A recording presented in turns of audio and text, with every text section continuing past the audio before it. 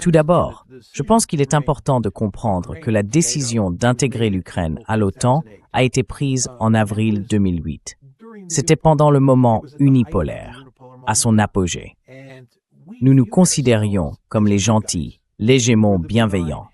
Les Européens ont adhéré à cette rhétorique à l'époque et nous pensions que l'élargissement de l'OTAN ne pouvait en aucun cas être perçu comme une menace par les Russes, car, encore une fois, nous étions les gentils. Les États-Unis étaient un hégémon bienveillant et les Européens nous suivaient, se comportant eux aussi de manière bienveillante.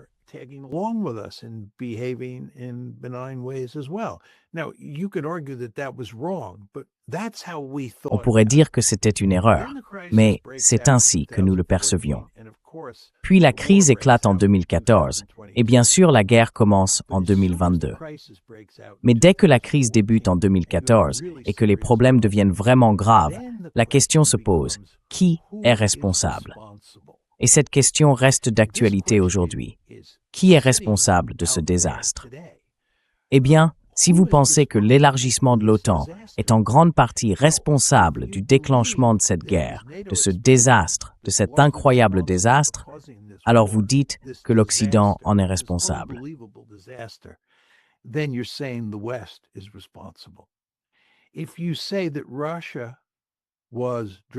Si vous dites que la Russie a été guidée par des ambitions impérialistes, que Poutine est un impérialiste russe classique qu'il fallait arrêter, alors c'est Poutine qu'il faut blâmer. Ainsi, nous, en Occident, avons tout intérêt à soutenir l'idée que Poutine était un impérialiste et que ce sont ses ambitions impériales qui ont provoqué la guerre, car nous voulons lui en faire porter la responsabilité. Nous voulons le rendre responsable de cette guerre. Mais si vous empruntez la voie que nous avons suivie, vous et moi, et que vous soutenez que l'expansion de l'OTAN est principalement responsable de ce désastre, vous dites en réalité que l'Occident en est responsable. Et pour les dirigeants occidentaux, c'est un argument catégoriquement inacceptable.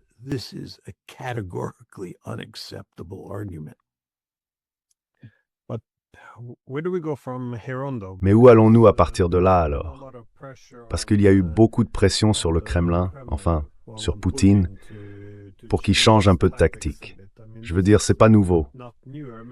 Je me souviens qu'après 2014, il avait essayé de se réconcilier avec les Européens. Il y avait beaucoup de faucons au Kremlin qui soutenaient que s'il n'agissait pas de manière plus affirmée, l'OTAN interpréterait les efforts de la Russie pour se rapprocher de l'Alliance comme un signe de faiblesse. Alors il disait, pourquoi négocier? Nous devrions nous préparer à la guerre, en somme.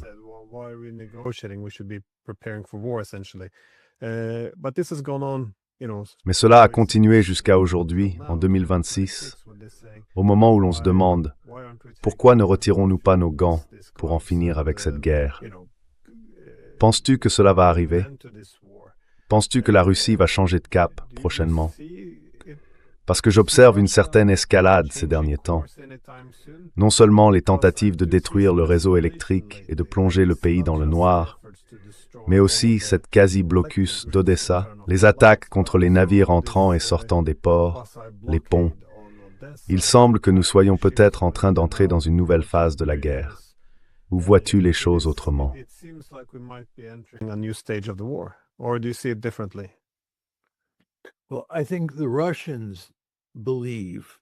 Eh bien, je pense que les Russes croient que les Ukrainiens sont à bout de force et qu'il y a de fortes chances qu'au cours de cette année 2026, l'Ukraine s'effondre, que les Russes remportent la victoire sur le champ de bataille. Et ils peuvent le faire de manière conventionnelle, bien sûr. Il est difficile de dire si cela se produira. C'est assez remarquable de voir à quel point les Ukrainiens ont été tenaces sur le champ de bataille. Je pensais qu'à la fin de 2025, la guerre serait terminée, qu'il y aurait eu un armistice. Je ne pensais pas que les Ukrainiens tiendraient encore. Ils tiennent bon. Je pense qu'ils ne tiennent qu'à un fil, mais ils tiennent bon.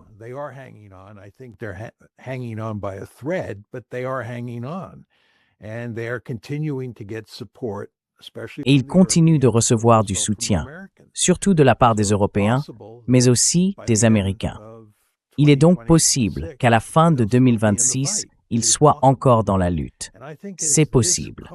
Et je pense qu'au fil de l'année à venir, on verra les Russes intensifier les choses sur le plan conventionnel.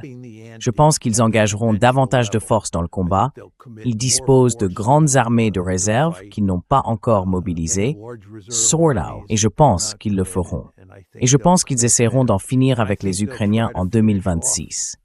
Si cela ne se produit pas, je pense qu'il y aura de fortes raisons pour les Russes d'intensifier encore la situation et même d'envisager l'usage d'armes nucléaires.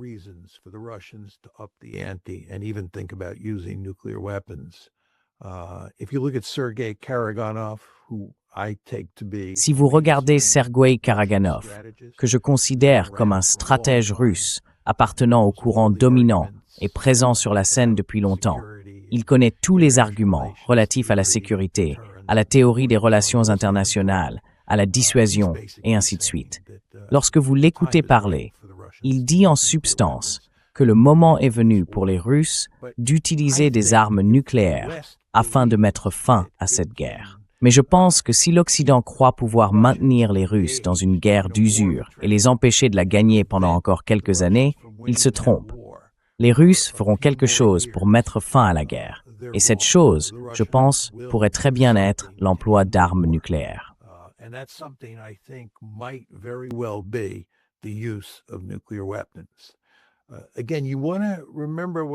Encore une fois, il faut se rappeler ce que j'ai dit plus tôt, lorsque j'ai décrit cette guerre comme une menace existentielle du point de vue de la Russie.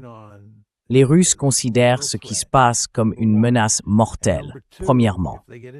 Et deuxièmement, s'ils en viennent à penser qu'ils ne peuvent pas gagner cette guerre, et qu'en réalité ils souffrent énormément parce que le conflit ne se termine pas, ils se retrouveront dans une situation désespérée. Et lorsque des grandes puissances dotées d'armes nucléaires se trouvent dans une telle situation, il faut vraiment s'inquiéter de ce qu'elles pourraient faire. C'est pourquoi je pense qu'il est très important que tout le monde espère que les Russes remportent cette guerre au niveau conventionnel assez rapidement, dans la première partie de 2026. Les Russes n'ont aucun intérêt à gravir davantage l'échelle de l'escalade.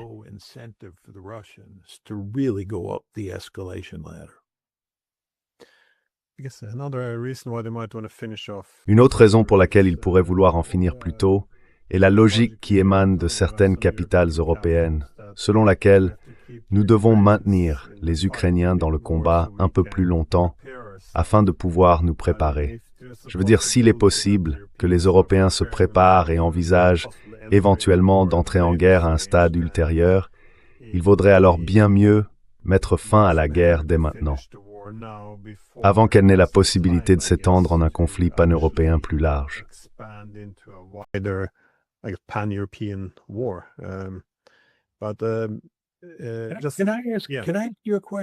Puis-je te poser une question, Glenn? Quel est ton sentiment quant à la pression exercée sur Poutine pour qu'il hausse les enchères, qu'il intensifie le conflit et qu'il mette fin à cette guerre?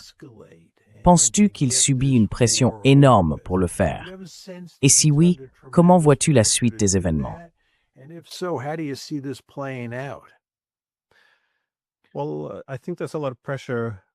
Eh bien, je pense qu'il subit une forte pression pour ne pas accepter un accord faible venant de Washington, car eux aussi ont payé un lourd tribut. Cela fait 4 ans de guerre. Ils ont tout perdu, des dizaines de milliers d'hommes. Et l'idée, je crois, c'est que s'ils acceptaient un accord qui permettrait à l'Occident de relancer à l'avenir la ligne de front ukrainienne et qu'ils devaient tout recommencer, ce serait totalement inacceptable.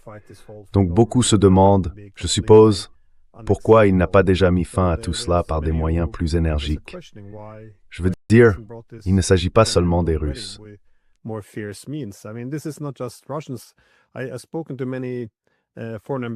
J'ai parlé à de nombreux ambassadeurs étrangers en Russie, pas les Européens, mais d'autres, qui ont également exprimé leurs inquiétudes quant au fait qu'il n'ait pas encore adopté une approche beaucoup plus ferme. Et non, je ne sais pas pourquoi. Poutine ne me souffle rien à l'oreille, donc je n'en suis pas certain. Mais je pense que d'une certaine manière, il se prépare aussi à la possibilité que, si l'Ukraine tombe, quand elle tombera, Cela provoque une immense détresse en Occident, surtout en Europe, et cela pourrait mener à des comportements imprudents, voire à une entrée en guerre. Si cela se produit, il vaut mieux que la Russie soit prête.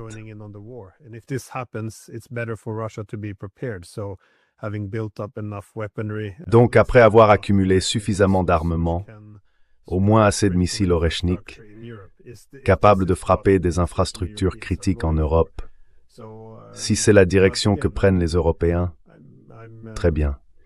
Mais encore une fois, je ne suis pas sûr de la direction qu'ils pourraient suivre. Je sais qu'une grande partie de la pression venait de Poutine avant qu'il ne la rejette. Vous avez mentionné Karaganov. Il venait à chaque réunion annuelle de Valdai et demandait, plus ou moins, « Pourquoi ne changeons-nous pas la doctrine nucléaire ?» Et chaque année, Poutine répondait, « Ce n'est pas le moment pour cela. Nous devons la conserver. » Et puis bien sûr, à la fin, il a écouté Karaganov, et maintenant ils ont modifié la doctrine nucléaire. Et vous savez, beaucoup de gens pensent que c'est du théâtre politique.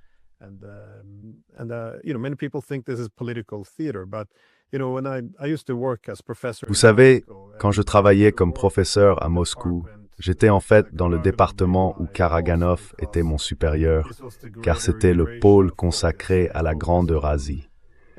Il se concentrait sur les questions nucléaires et sur le pivot de la Russie vers l'Est, en étudiant comment le mélange technologique fonctionne, comment la Russie peut coopérer avec la Chine.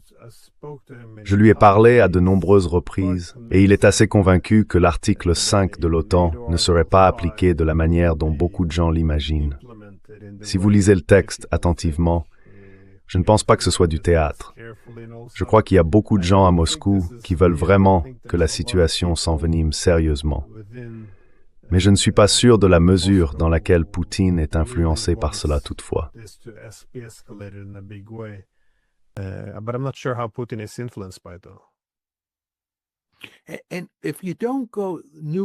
Et si vous ne recourez pas à l'arme nucléaire, d'accord, que pensez-vous que les Russes puissent faire au niveau conventionnel pour remporter une victoire rapide ce printemps ou cet été?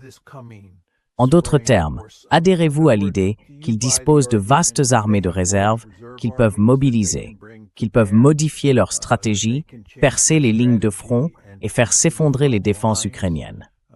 Autrement dit, selon vous, quelles sont les options dont disposent les Russes au niveau non nucléaire pour gagner cette guerre ou y mettre fin?